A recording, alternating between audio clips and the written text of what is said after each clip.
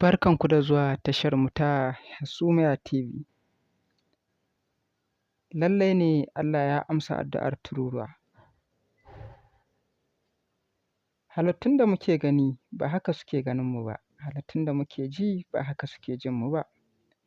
Shi ya sa tururuwa ba ta damu da halin da ‘yan adam ke ciki ba, ko da rani ko da damina za ta ci za kuma ta sha.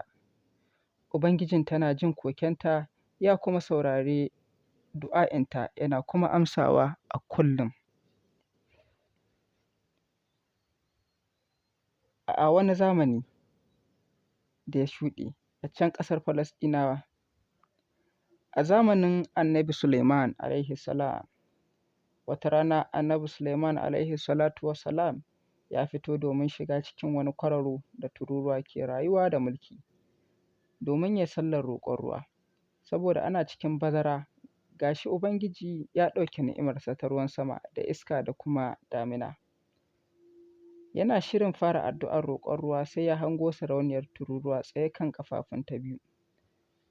Sarauniyar nan ta ɗaga hannaye sama tana roƙo, ya ji tana cewa, ya Ubangiji, ka san muna daga cikin ƙananan halittu daga dukkan halittunka, ba za mu taɓa rayuwa ba sai da agajinka.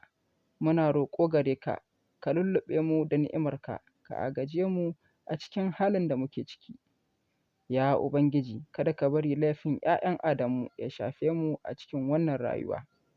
Ya Ubangiji, kada ka bari laifin wasu ya shafi waɗanda ba su ji ba, ba su gani ba. Ya Ubangiji, kawo ruwan sama mai yalwa da agazawarka, ta yadda itatuwa za su samu ruwa na zuƙa, da za su iya yin ganyaye da ‘ya'yaye, gonaki za su jiƙe da malka-malka, har mabunƙasa da matsaya daga cikin ƙasa za su zo su bayyana, domin a tuge ko a zaɓo da daddare ko da rana, hatsi ya samu a cikin gida, inda daga nan mu da ba mu iya noma ba za mu samu abinci.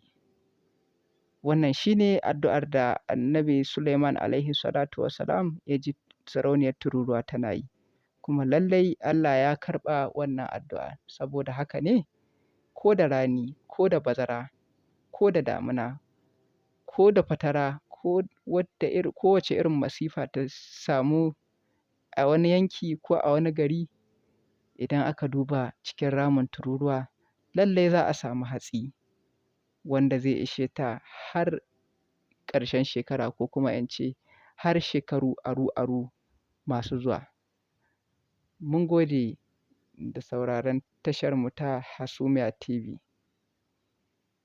Ku ci gaba da bibiyarmu, kuma ku danna mana subscribe domin mu samu ƙwarin gwiwan ci gaba da kawo muku shirye-shiryenmu masu nishaɗantarwa, faɗakarwa da kuma ilmantarwa.